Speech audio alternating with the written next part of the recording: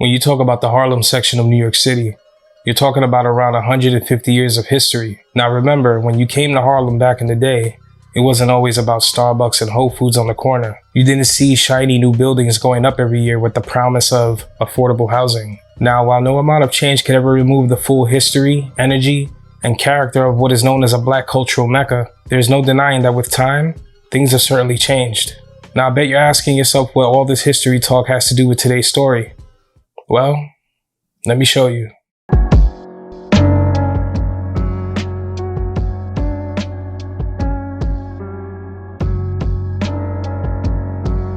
The Harlem section of New York City occupies a big part of northern Manhattan, connected to Manhattan's Upper West Side.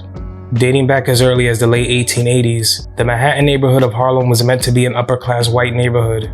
At the time, eager landlords were finding themselves stuck with empty buildings when rapid overdevelopment took place. By the time the early 1900s arrived, a number of middle-class black families would move to Harlem and others would soon follow. Some of the white residents in the area would try to keep black families out of the neighborhood and ultimately failed, leading to them leaving the area instead. Around 1915 and 1916, very little economic opportunity, terrible segregation laws, and weather disasters on the South put many black families out of work. Looking for other ways to create a change and support their families, hard times in the South would lead to the Great Migration. From around 1916 to the 1970s, more than 6 million people from the South made their way to different parts of the country, places like New York City, the Midwest, and the West Coast. 300,000 of those people moved north to none other than Harlem, New York. Here, there was a big need for industrial workers after World War I, creating many job opportunities. It didn't matter if you were a skilled laborer or a part of the working middle class. The backgrounds of many made it possible to bond and understand each other's experiences. By the 50s and 60s, there was a move out of urban areas by corporate companies, mainly because they wanted their focus to be suburban areas. During the Great Migration, people would actively confront racial prejudice as well as social challenges while building up their community. Despite the challenges and opposition, black families thrived, and Harlem would continue to flourish. By the 1920s, the Harlem Renaissance was here, and the black population was growing by large percentages. The movement would have a huge impact on the culture of the era. Since so many people from similar backgrounds found themselves within close proximity to one another, black families in Harlem were able to bond, expressing themselves and the greatness of their culture through forms of art, like paintings, music, sculptures, and literature. The explosion of jazz in Harlem would draw the attention of many people, both black and white, some even traveling from outside of the Manhattan neighborhood just for the experience, starting a cultural revolution that would take not only Harlem, but the entire United States by storm. Jazz and blues clubs became a well-known part of the nightlife here in Harlem. Musicians like Duke Ellington, Louis Armstrong, and U.B. Blake would help cement the sound and lay the foundation for many artists today. When it came to other areas of the Renaissance, writers like Langston Hughes were one of the first to lead the movement, influencing many who came after him. He encouraged people across the globe while shining a light on the lives of working-class black families in America. The Renaissance had countless notable figures who made the era what it was. They would also greatly influence the world of fashion in Harlem, with trendsetters like the immensely popular and beautiful Josephine Baker making waves. At the height of the Renaissance, she was mainly performing in Paris, but her costumes during performances would don the pages of Vogue magazine even back then. The fashion wasn't just an expression of the performance, but the culture that she was proud of. By the time the late 60s rolled around, Harlem would see the neighborhoods filled with record shops, street vendors, and educational and spiritual bookstores. Black consciousness around the world would draw thousands looking to get a deeper look at themselves. The assassination of Dr. Martin Luther King Jr. in 1968 would result in inner cities quite literally burning to the ground. Tensions erupted in Harlem as well, and in order to avoid a repeat of moments like this, the city of New York greenlit the idea of an artistic outlet during the summer weekends of 1969. An event that would unite the people of Harlem and remind them of who they were. This would give birth to the mostly forgotten Harlem Culture Festival, organized by Tony Lawrence. Artists like B.B. King, Stevie Wonder, and Nina Simone would grace the stage, with an estimated 300,000 people attending, creating competition for events like Woodstock. But the festival would fade into Harlem's memory amidst fraudulent business deals with white investors and the years and years of turbulent moments that came before. Moments like police brutality and race riots, all sparked by a white off-duty police officer shooting and killing a black teenager. While the rest of America was obsessed with the moon landing in 1969, residents in Harlem were living in poverty and facing their realities. Black families were being denied loans, being treated terribly because of the color of their skin, and given little to no chance to create lives for themselves and reinvigorate the community, hindering the growth of Harlem off and on. In El Barrio on Harlem's east side, you had a neighborhood filled with primarily blacks and Puerto Ricans. Black and Puerto Rican youths would come together here and throughout the entire city, demanding greater access to higher education for working class families. They also demanded that Black and Puerto Rican history be included in the curriculum.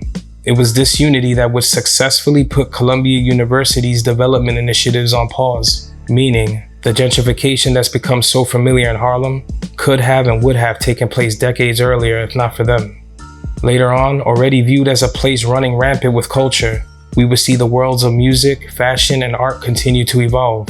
In the 1980s, iconic names like Dapper Dan rang through the streets. Residents of Harlem with a taste for fashion would visit Dapper Dan's boutique on 125th Street between Madison and Fifth Avenue. His eye for fashion driven by his time as a gambler, when he learned that how you dress can and would greatly influence the way people interacted with you. His designs would stand the test of time, with everyone from rappers, drug dealers, to businessmen looking to don the custom threads. It wasn't an easy process, as Dan struggled to find seamstresses that could accurately execute his designs. His many designs and works with known and respected artists would bridge the gap between hip-hop and luxury fashion. There was a time when street vendors covered 125th Street from avenue to avenue, corner to corner, with items placed on tables selling everything you could think of, from clothing to electronics to books to oils to CDs. The reopening of the Apollo Theater in 1985 meant more people visiting the area, meaning more attention for local vendors. But it was also around then that a large majority of street vendors on 125th Street would be moved from the street to the Mart 125, an indoor mall-style setup in Harlem's main commercial area. Despite the move being mainly to remove street vendors in the community, the Mart 125 was still seen as a positive space where local vendors could make their living, represent their people, and create opportunities for others looking to do the same. Throughout the 80s as the 90s approached, Harlem already had its own identity, and the community couldn't be more vibrant despite hardships. These hardships would include problems you'd find in any other inner city, like crime, the increasing crack epidemic, and heroin that had been on the streets since the late 1960s. As children grew and became young adults, carrying that sense of community with them, the uptown area could often be associated with different neighborhood crews. Harlem would be known for block parties and organized basketball games that would bring out the entire block. If you were lucky enough, you might find yourself experiencing the Harlem nightlife at spots like Club 2000, aka Club 2Gs, where the parties went into the early morning hours. Rap ciphers in the parks and on different blocks was also a common thing. A good example of this is how at the time, aspiring entrepreneur Dame Dash would bring Jay-Z to the Danger Zone in 1990. The Danger Zone is the nickname for 139 and Lenox, where the late Lamont Coleman, aka Big L, was raised and started his rap career. Whether your ear was to the streets or you were looking to tap into your creative flow, the area had it all. The streets of Harlem would create legends across all eras, from artists like Frankie Lyman to Sammy Davis Jr. to Curtis Blow to Big L. The culture, fashion, and expression of Harlem's early days play a vital role in what it's been shaped into today. With all the vibrance and beauty that came from Harlem's growth in previous decades, the neighborhood would find themselves in dire straits in December of 1995, when one event changed everything forever. Today, on Evil Intentions, the story of Freddy's Fashion Mart.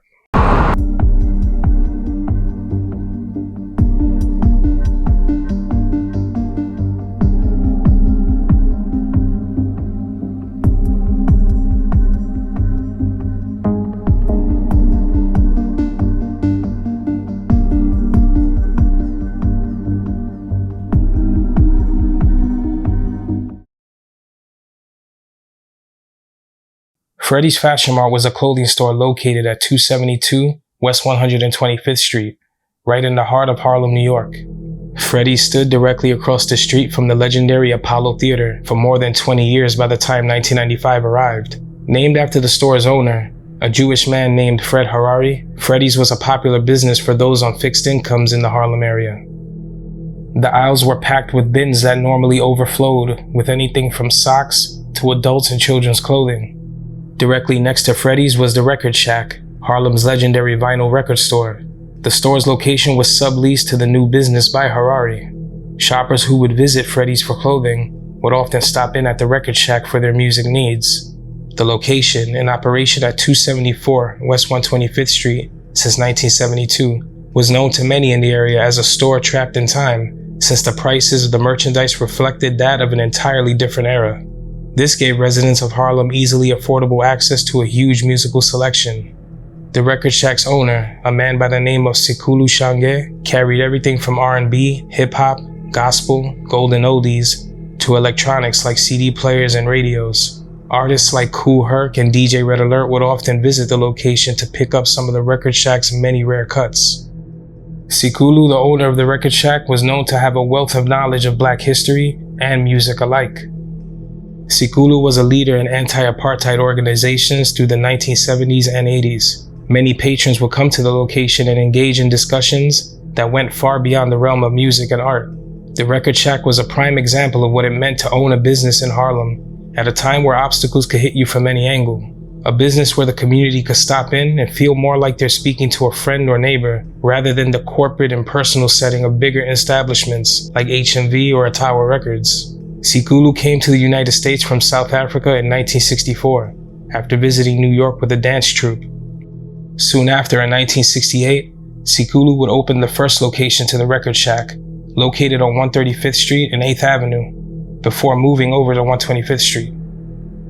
When rap music first made its way to the ear of New Yorkers, it wasn't widely accepted, and stores like the record shack would help the genre spread, since everyone knew the record shack would have what they were looking for. The store would help artists with merchandising, debuting new records, autograph signings, and much more. Later on, record stores like Harlem Music Hut, located on 125th and Broadway, would take the same approach, delivering the latest albums and mixtapes from artists looking to explode onto the scene and gain commercial success. Sikulu had one thing in mind when opening the record shack: preserving the culture. He understood the importance of Harlem keeping its character. In the process of keeping his business afloat in the community that he loved, Sikulu was faced with the ugly side of lease negotiations, something many in the area were very familiar with. The building that housed Freddy's clothing store and the record shack was owned by the United House of Prayer. In the summer of 1995, the United House of Prayer was already known as a major landlord in Harlem, New York. As the times changed and the cost of living in Harlem was already increasing, the United House of Prayer would tell Fred Harari that there would be a rent increase. According to sources close to Harari, Freddy's had a 10-year, $1 million lease.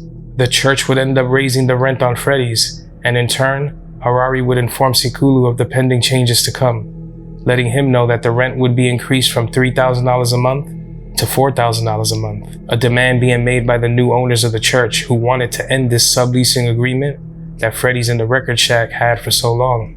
This posed an issue for the record shack, since the modestly priced music at the store wouldn't be enough to justify a $1,000 increase. Their lease was also about to expire at the end of the year.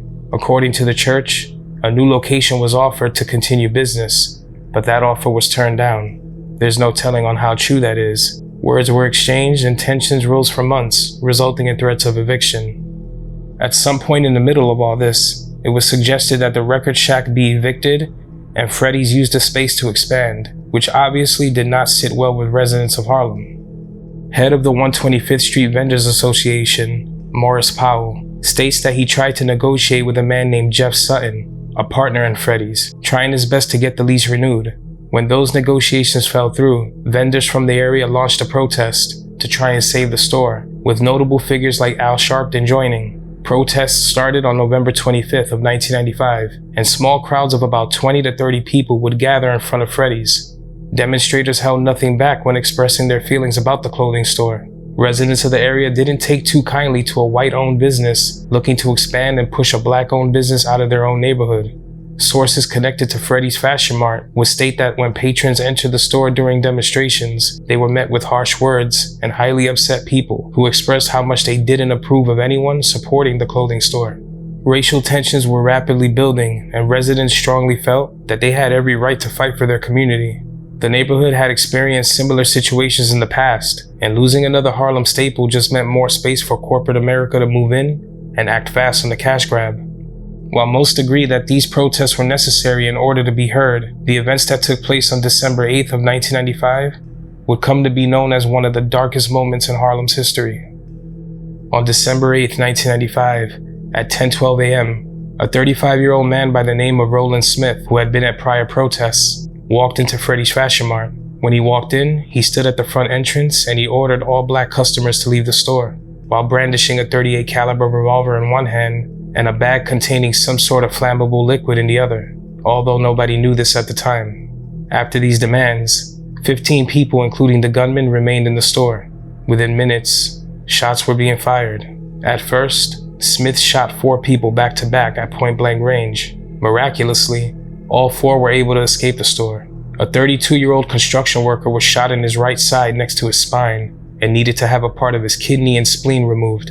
A 23-year-old was shot in the stomach and suffered wounds to his bladder and colon and had to have his colon partially removed. A 36-year-old was shot in his arm and chest, and a 4th person was treated for head wounds at Harlem Hospital. Right as these people were being shot, Smith would begin to drench every aisle in the store in this flammable fluid. Seconds later, smoke was rising and the interior to Freddy's Fashion Mart was up in flames. As the shots rang out at the start of the incident, passerbys who escaped the store were able to flag down officers and told them about the madman trying to kill everyone in the store. 2 officers on foot patrol attempted to enter the location, but were pinned down by gunfire as Smith shot at them. As the fire raged on, with no other exits available, no fire escapes in sight, and a non-functional sprinkler system, people would begin to die from a mixture of smoke inhalation, carbon monoxide poisoning, and breathing in the flames. Firefighters were finally able to extinguish the raging 3-alarm fire at 12:07 p.m., according to officials. When the smoke cleared and the flames were no more, a total of 8 people lay dead inside of Freddy's Fashion Mart in Harlem. 23-year-old Kareem Brunner, 43-year-old Garnett Ramantar, 19-year-old Olga Garcia, 19-year-old Angelina Marrero, 19-year-old Cynthia Martinez, 21-year-old Luz Ramos, 22-year-old Mayra Rentas, and the gunman. A man by the name of Lewis, who narrowly escaped the massacre, stated that when Smith walked in, he told everyone he wanted anyone who was black out of the store and stated that he was going to kill all the Latinos for taking the jobs, meaning a majority of the dead were targeted, if we are to believe this man's recollection. As if the tragedy wasn't enough, more questions would come and more tensions would pile up. Reverend Al Sharpton, who supported some of the protests, was met with harsh criticism when he was accused of inciting the violence that took place. Talks about anti-Semitism were often brought up days before the attack, as people would overhear certain things being said during these protests. Things like burn the place down and get the Jew bastards, according to court documents and signed affidavits submitted by Harari.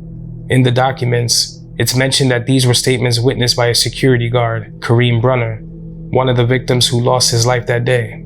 Sharpton stated that his support for the protests wasn't fueled by hate, but rather the desire to come to an agreement so that everyone was happy. He had this to say in reference to the protests and comments made. "I not only didn't hear it, nobody ever came to me and told me that it was being said, including the police. My only role here was to try and get all the parties to the table. I was there for 20 minutes last Saturday, and I spoke to the manager of Freddy's store to see if we could arrange a meeting." Sharpton then focused his attention on Deputy Inspector Joyce Stevens of the 28th Precinct. "My office called her Monday at the precinct, Tuesday at the precinct, and Tuesday night at her home. She never called back."